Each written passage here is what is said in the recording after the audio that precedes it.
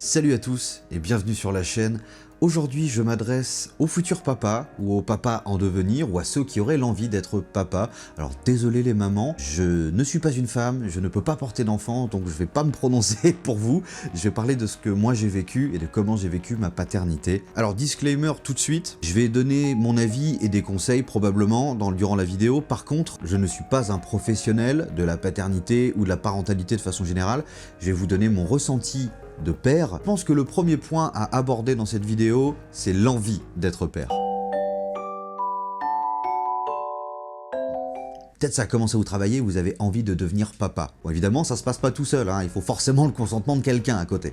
À moins que vous puissiez adopter, mais alors là, on va partir sur autre chose et c'est pas mon sujet. Moi, l'envie, par exemple, vous voyez, ça fait super longtemps en fait que j'avais cette envie d'être père, tout en sachant que dans ma tête, j'étais trop cramé, ou du moins j'étais trop immature pour être un bon père ou pour être un père suffisamment attentif et attentionné pour élever un enfant correctement. C'est vrai que j'ai attendu relativement tard. Donc ma fille est née quand j'avais 29 ans. Donc je pense qu'en fait, il n'y a pas de bon moment, surtout qu'on a eu des petits soucis. Je pense qu'à l'heure actuelle, ça doit être à peu près la norme, j'en ai pas la moindre idée.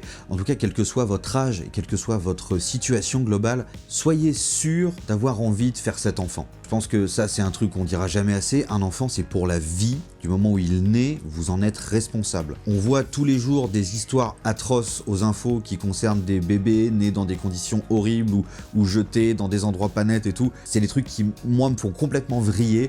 Donc réfléchissez bien avant de faire un gosse et parlez-en bien avec la maman aussi, quoi. Il faut que vous soyez sûrs tous les deux, puisqu'un enfant, ça marche à deux, c'est quand même plus simple comme ça, quoi. Une fois que vous avez fait le point, finalement, les postillons, je me saoule. Une fois que vous avez fait le point avec votre envie et celle de votre partenaire, bien entendu, eh bien maintenant, il est temps de commencer à concevoir. Le deuxième point, donc la conception. Donc ça peut être un arrêt de pilule, hein, si votre copine, votre femme, votre chérie est sous pilule. Ça peut être l'arrêt, voilà, le retrait d'un stérilet ou d'un implant, genre de choses pour la femme. Et ben pour vous, messieurs, ça veut dire aussi assurer un minimum. Ah, petit coup de pression quand même. Titre. Sachez aussi que selon les hommes et les femmes, ça peut prendre plus ou moins de temps. Nous, on a essayé 1 an et demi avant d'être sûr que la grossesse était bien déclarée et bien prise. C'est-à-dire qu'entre les deux, plus de contraception, etc., des rapports réguliers, et malgré tout, le bébé n'est pas arrivé tout de suite. Alors, faut savoir qu'on a quand même songé à aller consulter des spécialistes, etc., parce qu'on disait quand même 1 an et demi, ça commence à faire beaucoup. On s'est dit, on va attendre encore un peu, on a bien fait. Il y a des gens pour qui ça peut être immédiat, et des gens pour qui ça peut être 6 mois, 1 an, 2 ans, 3 ans, 4 ans, et parfois qui sont obligés de se faire aider par la fécondation in vitro ou ce genre de choses. On n'a pas eu ce genre de soucis, ça s'est très bien passé de façon complètement naturelle. Pas d'impatience et pas d'inquiétude, de toute façon il y a des spécialistes qui sont là pour vous rassurer et éventuellement faire les démarches nécessaires si vos petits soldats sont pas assez vaillants ou si l'ovule de madame n'est pas tout à fait en forme. Si vous êtes en train d'essayer de concevoir et que ça ne vient pas, c'est pas grave. Allez consulter des spécialistes, ils auront des solutions à vous proposer. Bon ça y est, bébé est en route, maintenant on va passer à la grossesse. Messieurs, vous n'êtes pas prêts. Je le dis un peu sur le ton de l'humour, mais sérieusement, vous êtes pas prêts. Parce que les hormones de madame vont se mettre à jouer au yo-yo. Genre, au yo-yo, sa mère, la pute, la pyramide de ses morts. Vous allez probablement déguster pas mal. Alors, encore une fois, toutes les femmes ne sont pas pareilles, je fais pas de généralité. Dans mon cas, ça a été parfois très compliqué, avec des sautes d'humeur assez violentes. Hein, ma chérie? Fais non l'air à la caméra, mais je vous jure que si. Oh, je suis trop kawaii. Alors, elle est pas malade, et elle va vous le dire souvent. Elle a des changements d'humeur probables. Voilà, je dis pas qu'encore une fois, il y a des femmes qui n'ont pas du tout de changement d'humeur, hein, je le sais aussi. Il y a aussi des femmes qui ont des changements d'humeur bien plus violents que ce que j'ai pu subir. Voilà, ça fait partie du truc. Donc soyez attentionnés, soyez là, essayez d'être aux petits soins, veillez surtout à l'alimentation de madame, hein, faut qu'elle mange correctement parce qu'elle mange pour presque 2. Mais voilà, surveillez surtout que personne ne manque de rien, que tout le monde est bien chaud dans la maison, etc. Voilà, veillez au confort, moi c'est ce que j'ai fait, j'ai essayé de faire en sorte que maman aille bien, qu'on manque de rien. Alors en plus de ça, ma chérie, elle a eu des petits soucis, c'est-à-dire qu'elle n'était pas protégée contre, rappelle-moi, la toxoplasmose, et donc il y a plein de choses qu'elle pouvait plus manger. Exit les fruits de mer, exit les viandes crues, exit tout ce qui était porc, je crois, fromage frais, c'était mort, enfin voilà, donc il y avait quand même pas mal de choses qu'elle aimait beaucoup en plus, qu'elle pouvait plus manger. Ça a été un peu frustrant, surtout au début, et il y a eu vengeance après l'accouchement. Voilà, tout est en place, madame est enceinte, le confort est là, donc il faut maintenant vous préparer à une nouvelle vie. Vous allez être papa, messieurs. Ou vous l'êtes déjà depuis un certain temps et vous regardez les vidéos pour toute autre raison, et c'est vachement bien. D'ailleurs, abonnez-vous, hein, comme d'habitude, qui like, qui fait plaisir, le commentaire. Si je dis des bêtises, faut pas hésiter à me reprendre. Si vous l'avez vécu de façon différente également, ça serait très intéressant d'avoir vos retours sur ce sujet. Mes chers papas, mes chers futurs papas, donnez-moi de vos nouvelles. J'en profite pour vous glisser que je suis sur Instagram et qu'il s'y passe plein de choses qui n'ont absolument rien à voir avec YouTube, donc venez voir, c'est vachement cool. Vous préparez votre nouvelle vie pour bébé. Qu'est-ce que ça inclut dans mon cas? Ça veut dire que j'ai déjà trouvé un nouveau boulot, parce que d'un point de vue financier, c'était trop juste, donc j'ai dû trouver un nouveau travail et trouver une situation du coup financièrement plus intéressante, du moins plus prospère pour pouvoir déménager. On a voulu déménager pour avoir plus de place, plus de confort et l'espace qu'on voulait pour que bébé se sente bien à l'arrivée. Ça veut dire qu'aussi on a complètement retapé une pièce complète à neuf pour que bébé s'y sente bien. Je dis pas que c'est ce qu'il faut faire, mais je pense que c'est ce que la majorité des parents font malgré tout. Ils retapent une pièce, ils refont complètement la déco, ils achètent tous les meubles qui vont bien, tout ce qu'il faut pour changer bébé, hein, la table à langer, les produits, etc. Vous allez découvrir, et ça on en parlera un peu plus tard, les couches. Vous n'êtes pas prêt non plus pour les couches. On a créé un petit nid douillet pour bébé avec tout ce qu'il fallait, en créant une ambiance particulière dans sa chambre, avec le soutien des copains, de la famille, etc. On a vraiment fait quelque chose de cocooning un peu sympa. Pour des raisons évidentes, je ne montrerai ni ma fille ni sa chambre, c'est son espace privé. Je vous montre déjà une grande partie du mien, le sien c'est le sien. Ça y est, vous avez préparé le petit cocon de bébé, le grand jour va arriver, votre femme va accoucher, c'est le moment de la naissance. Juste pour vous resituer, petit extrait de ma précédente vidéo, juste après l'accouchement, je faisais cette tête-là.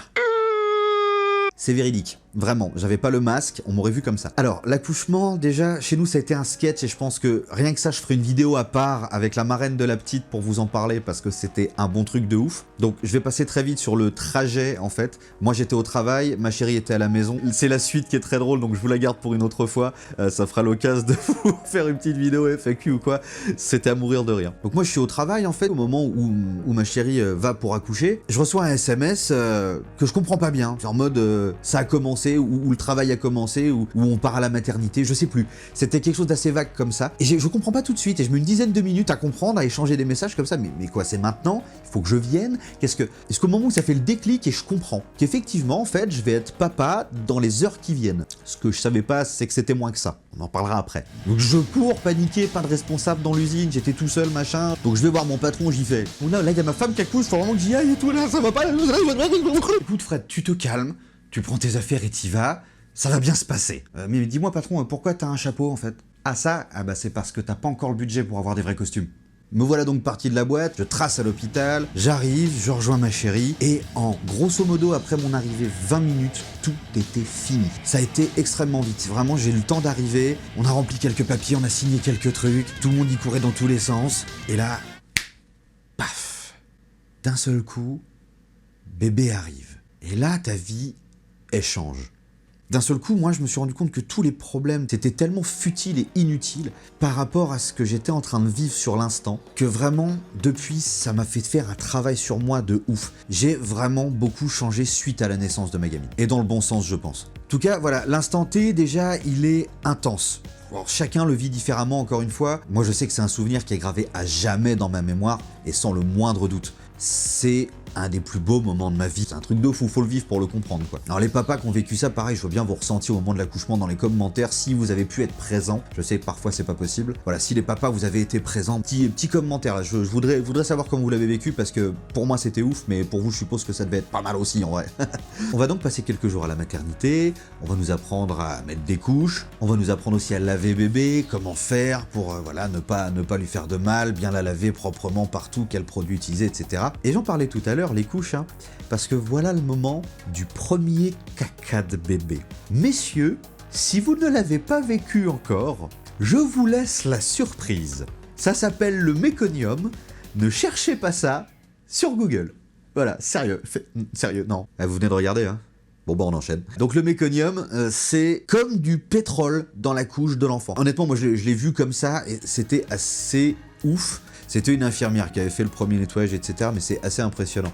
Et c'est vrai qu'au début, quand t'as jamais changé de couche, t'as jamais même tenu un tout petit être comme ça, t'as un bestiau qui fait 50 cm et qui fait d'à peine 3 kilos, c'est un petit rôti le machin, c'est fragile quoi, Mais tu vois que maintenant elle fait 9 kilos et elle se tient debout. Bref, c'est pas le sujet. Donc on passe quelques jours à la maternité, mais bien entendu, période de pandémie oblige, on était que nous deux dans l'hôpital, il y avait que ma chérie et moi et bébé bien entendu, la famille n'a pas pu nous rendre visite. C'était un peu bizarre, je sais qu'il y a encore quelques années, les gens venaient beaucoup, etc. Mais nous ça s'est fait après, au moment, et c'est le titre de la prochaine partie, du retour à la maison. Alors bien entendu, je vous passe l'installation du siège bébé dans la voiture, quand vous l'avez jamais fait. Et tout seul, en plus de ça, moi je l'ai fait tout seul sur le parking de l'hôpital parce que ma chère petite chérie est née avec 2 semaines d'avance. Tout ça, ça devait être fait dans ces 2 semaines-là. Enfin bon, bref. Voilà vraiment que je vous raconte la journée de l'accouchement une fois. Vous installez siège bébé, maman sort enfin de l'hôpital avec bébé. On peut donc rentrer à la maison. La chambre est fin prête et encore merci les copains. Vous avez assuré, vous vous reconnaîtrez. Vous rentrez chez vous, bébé dort énormément. C'est normal à la naissance, pas d'inquiétude, un bébé qui vient de naître, ça dort entre 18 et 20 heures par jour, vous verrez pas beaucoup le gamin quoi. Et là par contre commence le défilé justement, on l'a pas eu à l'hôpital, ça commence à la maison. Les grands-parents, les arrière-grands-parents, les tontons, les tatas, les cousins, le défilé. En vrai c'était vachement bien, je taquine un peu comme ça, mais vraiment, on a eu tout le monde. Et à partir de là, votre vie va commencer à vraiment radicalement changer. Vous aurez toujours dans un coin de la tête l'image de votre enfant, quoi qu'il soit en train de faire, et vous serez toujours en train de vous demander ce qu'il fait et s'il va bien. Et bien entendu, vous allez toujours avoir un œil là-dessus. Ah ouais, c'est pas un œuf vibrant, c'est un babyphone. Je t'ai vu toi dans les commentaires, calme-toi tout de suite. Pendant un bon moment, ça va rythmer votre vie ça. Mais au début, quand bébé fait passer nuit, qu'il faut se lever pour soit maman pour aller donner le sein, soit pour aller donner le biberon, donc soit papa, soit maman, selon, forcément, ça fait pas mal de changements. Tes nuits, elles deviennent très courtes, voire t'as pas de nuit, selon.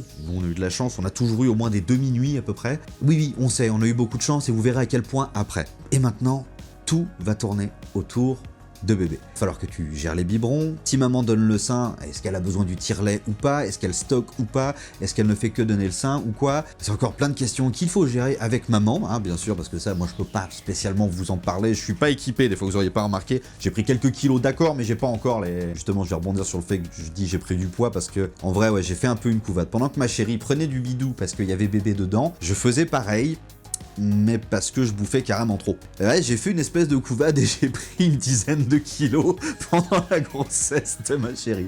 Voilà, ça peut vous arriver aussi, pas d'inquiétude, ça arrive à plein de papas, c'est pas très grave. Vous les reperdrez après en faisant les efforts nécessaires sur votre alimentation et un peu de sport éventuellement. Moi, je les ai gardés. Non, mais j'ai la flemme aussi.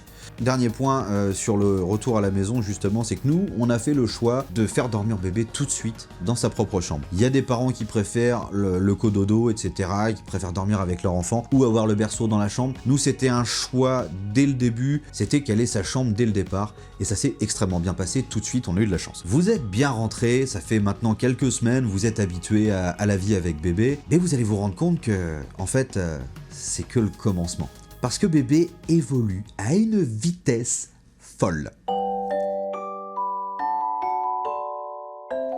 Du jour au lendemain, il va commencer à y avoir des petites mimiques, des petits sourires, des reproductions de sons que vous émettez, etc. Et puis un jour, bébé te regardera et te dira « Papa ». Ça, c'est un des trucs qui m'a presque fait pleurer tellement c'était intense. Bébé va évoluer tout le temps et va pas arrêter de changer. Et ce sera à vous de vous adapter. Vous aurez pas le choix en fait, parce que bébé, lui, il va continuer son évolution. Et si vous voulez que son évolution se passe le mieux possible, vous devez l'accompagner dans cette évolution tout simplement. Donc l'évolution de bébé, vous allez voir, ça va vite, ça va très vite. Ma fille aujourd'hui, elle a 14 mois, commence à se tenir debout, elle veut manger toute seule, le biberon elle le gère toute seule, elle boit de l'eau toute seule, elle essaye d'attacher ses vêtements, elle vire ses chaussettes toute seule comme une grande, qui en plus de ça, elle commence à jouer vraiment, etc. Il y a vraiment plein de choses qui se passent, elle commence à rire beaucoup. Non, elle rigole depuis toute petite. On a eu une chance incroyable parce que la petite, dès ses 2 mois, faisait ses nuits complètes, des 12, 13, 14 heures d'affilée. Donc la paire royale, on pouvait dormir dès ses 2 mois. Elle fait ses siestes, elle veut bien manger de tout.